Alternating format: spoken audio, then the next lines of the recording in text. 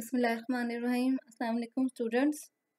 अब जो हमारा नेक्स्ट टॉपिक है इकोसिस्टम से रिलेटेड वो है कंपोनेंट्स ऑफ इकोसिस्टम। ठीक है, इकोसिस्टम जो है उसमें दो कंपोनेंट्स होते हैं। ठीक है, उनको हमने जो जितने कंपोनेंट्स हैं इकोसिस्टम के उनको हमने दो में डिवाइड कर दिया। ठीक है, एक को हम कहते हैं बायोटिक कंपोनेंट और दूसरे को कहते हैं एबायोटिक कंपोनेंट्स। बायोटिक कंपोनेंट्स से मुराद है कि जो भी लिविंग ऑर्गेनिजम्स एनवायरनमेंट में रहते हैं, ठीक है, जिनको हमारा बायोस्फीयर जो है वो सपोर्ट करता है। ठीक है, अर्थ का बायोस्फीयर, प्लेनेट का बायोस्फीयर जो इसको सपोर्ट करता है, उन सबको हम क्या कहते हैं, बायोटिक कंपोनेंट्स। उसमें एनिमल्स भी आ जाते हैं, प्लांट्स भी आ जाते हैं एंड माइक्रो ऑर्गेनिजम्स भी आ जाते हैं। ठीक है, अब बायोस्फीयर से क्या मुराद है? ठीक है, जो बायोस्फीयर यानी कि इनको सपोर्ट करेगा। ठीक है, बायोस्फीयर से मुराद ये है कि वो एनवायरनमेंट जिसमें एनिमल्स, ऑर्गेनिजम्स और प्लांट्स हो रह सकते हैं, ऐसी कंडीशंस। ठीक है, अब वो कंडीशंस जो है वो कहाँ तक फैली हुई होती हैं? अर्थ में 8 to 10 किलोमीटर अर्थ के ऊपर से, यानी कि उसका जो अर्थ का सरफेस है उससे लेकर 8 to 10 किलोमीटर तक की जो एक थिन वो है,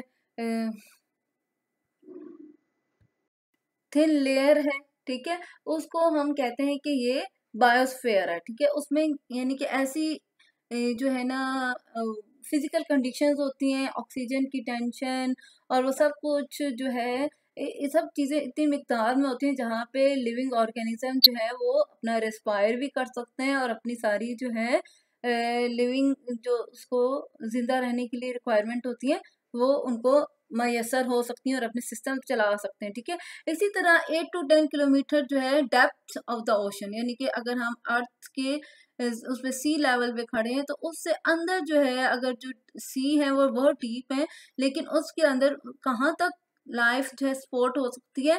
अर्थ के सरफेस से लेकर अंदर सी में 8 to 10 किलोमीटर, यानी कि दोनों साइड पर एक जो है अर्थ से ऊपर जो एटमॉस्फेयर है वो जो है अपर रीजन में पहुंच जाए 8 to 10 किलोमीटर, उसके बाद जो है आपको जो है वो गैस के लिए टैंक लेके जाना पड़ता है, ऑक्सीजन टैंक। ठीक है, उसके बगैर आप सांस नहीं ले सकते। ठीक है, इसी तरह जब अगर डाइविंग करते हैं जो कि ओशन में बहुत नीचे तक चले जाते हैं 8 to 10 किलोमीटर से ज़्यादा, तो उनको भी जो है अपने सांस जो है वो लेके जाना पड़ता है। ठीक है, क्योंकि सिर्फ डेप्थ में 8 to 10 किलोमीटर, तो बायोस्फीयर की जो लिमिट है, यानी कि जो पूरी डेफिनेशन बन गई, आधी डेफिनेशन आपने पहले पढ़ी है कि एक थिन लेयर है अराउंड द अर्थ। ठीक है, जिसमें के लाइफ एग्जिस्ट करती है, उसको बायोस्फीयर कहते हैं। अब यहाँ पे आपको स्पेसिफिक बता दिया है कि वो कितनी बायोस्फीयर जो है उसकी लिमिट्स हैं। ठीक है, अर्थ के अपर रीजन में 8 to 10 किलोमीटर है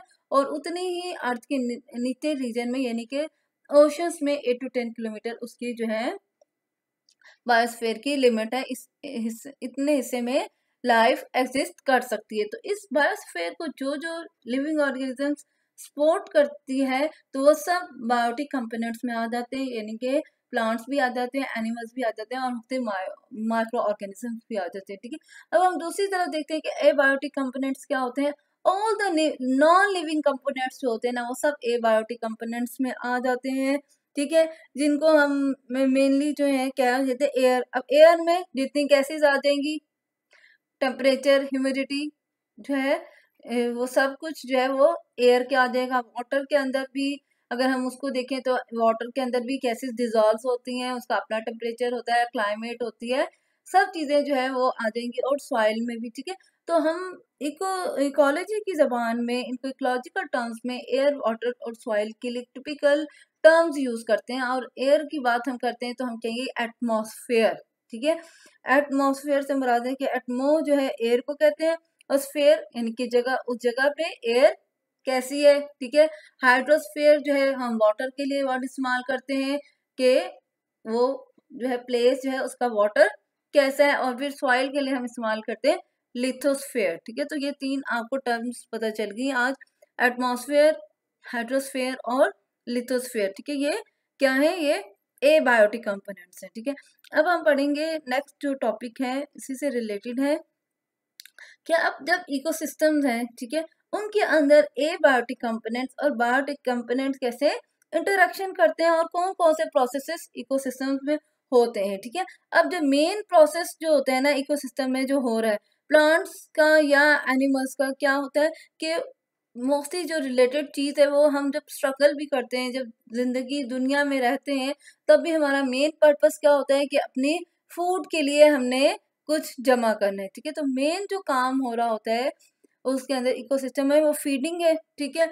और अगर हम उसके लिहाज से देखें कि प्लांट्स को लिहाज से देखें तो प्लांट्स जो है वो क्या करते हैं, फूड प्रोवाइड करते हैं एनिमल्स को, ठीक है। और एनिमल्स जो है खुद किसी के लिए फूड बन जाते हैं, ठीक है। तो एक्चुअली क्या होता है, प्रोसेस दो हो रहे होते हैं, फीडिंग हो रही होती है और सर्कुलेशन ऑफ केमिकल एलिमेंट्स, यानी कि प्लांट्स क्या है, कार्बोहाइड्रेट्स हैं उनके अंदर, ठीक है, वो एलिमेंट्स हैं और वो सर्कुलेट होके कहाँ चले जाते हैं, दूसरे एनिमल्स के पास चले जाते हैं। और फिर जब उन एनिमल्स को कोई खाते हैं तो वो उनके पास चले जाते हैं। अब जब मर जाते हैं, ठीक है, एनिमल्स भी और प्लांट्स भी, तो उनके जो एलिमेंट्स होते हैं वो उनके अंदर लॉक डाउन हो जाते हैं, ठीक है। लेकिन क्या होते हैं, डिकम्पोजर्स होते हैं, यानी कि फंजाई और बैक्टीरिया होते हैं जो उनको रिलीज करके फिर किसका हिस्सा बना देते हैं, सॉइल का हिस्सा बना देते हैं। तो दो काम ही सिर्फ इकोसिस्टम में मेन काम हो रहे होते हैं, फीडिंग हो रही है और केमिकल एलिमेंट्स की सर्कुलेशन हो रही है, यानी कि पहले प्लांट से वो एनिमल्स का हिस्सा बने, एनिमल से फिर वो एक और एनिमल्स का हिस्सा बने, और जब वो प्लांट्स भी मर गए और एनिमल्स भी मर गए तो वो जो एलिमेंट्स है वो किसका हिस्सा बन गए, डिकम्पोजर्स की वजह से डिकम्पोज होके सॉइल का हिस्सा बन गए, ठीक है। तो feeding and circulation of elements जो है ये दो काम सिर्फ एनवायरनमेंट में हो रहे हैं, ठीक है। हमने पढ़ा कि दो काम हो रहे हैं, ठीक है। अब ये जो दो काम तो इकोसिस्टम में हो रहे हैं, लेकिन उनके जो लिविंग कंपोनेंट्स हैं ना वो तीन है, जो कि इन दो कामों को यानी कि फीडिंग को और केमिकल एलिमेंट्स एंड एनर्जी को फ्लो करवाते हैं, ठीक है। तीन, यानी कि उसमें सबसे पहले आ गए जो प्रोड्यूसर्स हैं। अब प्रोड्यूसर्स क्या होते हैं, जैसे कि लफ्ज जाहिर है प्रोड्यूसर मीन्स जो कि कुछ प्रोड्यूस करते हैं, ठीक है, फूड बनाते हैं, ठीक है। प्रोड्यूसर जो है हमारे इकोसिस्टम के ऑल द ग्रीन जो फोटोसिंथेटिक प्लांट्स हैं उनको हम प्रोड्यूसर्स कहते हैं। अब आपको पता है, आप लोगों ने प्रीवियस क्लासेस में पढ़े हुए कि इन प्लांट्स जो फोटोसिंथेटिक प्लांट्स होते हैं उनकी क्या एबिलिटी होती है कि ये सनलाइट को कैप्चर कर सकते हैं और उसको इस्तेमाल करते हुए फोटोसिंथेसिस के अमल में उसको इस्तेमाल कर लेके कार्बोहाइड्रेट्स बनाते हैं, ठीक है, और फूड बनाते हैं, ठीक है। इसका मतलब है कि ये सनलाइट को कैप्चर करते हैं, लाइट एनर्जी को, और उसको इकोसिस्टम में लेकर आते हैं। अगर प्लांट ना हो तो हमारी सन की एनर्जी हमारे इकोसिस्टम का हिस्सा नहीं बन सकती है, ठीक है। और इस वजह से ये क्या करते हैं, उस एनर्जी का इस्तेमाल करते हुए ऑर्गेनिक फूड को मैन्युफैक्चर करते हैं from the simpler inorganic substances, यानी कि carbon dioxide plus water inorganic components हैं। और लाइट एनर्जी जब होती है तो उसको उन्हें किस में कन्वर्ट कर देते हैं, कम्प्लेक्स ऑर्गेनिक कंपाउंड यानी कि कार्बोहाइड्रेट्स, और ये ऑटोट्रॉफिक ऑर्गेनिज्म कहलाते हैं। ऑटो मींस खुद बनाने वाले, ट्रॉफिक फूड। उसके बाद कंज्यूमर्स आ जाते हैं। कंज्यूमर में प्राइमरीली तमाम एनिमल्स आ जाते हैं जो कि प्लांट से एनर्जी हासिल करते हैं डायरेक्टली या इनडायरेक्टली। डायरेक्टली इस तरह के जो हेर्बिवोर्स प्लांट हैं, यानी कि जो एनिमल्स जो पौधों को खाते हैं वो तो उनसे डायरेक्ट एनर्जी ले लेते हैं। फिर कुछ एनिमल्स होते हैं उन एनिमल्स को खाते हैं, जैसे कि लिपर्ड हो गया, लॉयन हो गया, या जो कैट्स हो गए वो माउस को खाएंगे, माउस ने प्लांट्स को खाया। तो किसी ना किसी तरीके से हम एनिमल्स या हम ह्यूमन जो है एनिमल्स की कैटेगरी में आ जाते हैं। वो सब अपनी एनर्जी के लिए किसके ऊपर डिपेंड करते हैं, प्लांट्स के ऊपर, ठीक है, क्योंकि हम फूड नहीं बना सकते तो वो रेडीमेड ऑर्गेनिक फूड जो प्लांट से बनाया उसको ईट अप कर लेते हैं, फीड कर लेते हैं। ऐसे जो ऑर्गेनिजम्स होते हैं उनको हम क्या कहते हैं, हेट्रोट्रॉफिक ऑर्गेनिज्म। फिर थर्ड कैटेगरी है डिकम्पोजर्स, जो कि फंजाई एंड बैक्टीरिया। ये क्या करते हैं कि जो प्लांट्स और एनिमल्स मर जाते हैं, खत्म हो जाते हैं, उनको डिके करते हैं उस प्रोसेस के दौरान, यानी कि उसको जब डिकम्पोज करते हैं तो अपने लिए एनर्जी हासिल कर लेते हैं, ठीक है। और जो वो केमिकल कंपाउंड्स जो होते हैं, ऑर्गेनिक कंपाउंड, उनको आयंस की शक्ल में सॉइल में वापस भेज देते हैं, ठीक है। इस तरह जो है केमिकल्स और एनर्जी दोनों का फ्लो और मटेरियल का फ्लो जो है किसमें चलता रहता है, इकोसिस्टम में चलता रहता है।